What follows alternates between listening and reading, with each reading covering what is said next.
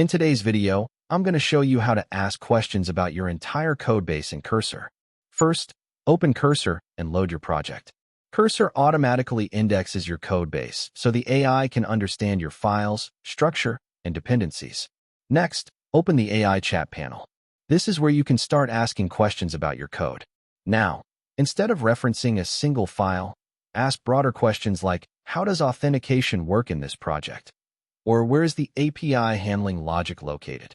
Cursor will scan your entire codebase and generate an answer based on all relevant files. If needed, you can improve accuracy by adding key files or folders to the AI context, especially for large projects. You can also ask follow-up questions to dig deeper, like requesting explanations, refactors, or even code improvements across multiple files. This is incredibly useful for onboarding, debugging, or understanding complex systems quickly. And that's how you ask questions about your entire codebase in Cursor. And that's it. Thank you for watching this video. Please feel free to use our affiliate link in the description.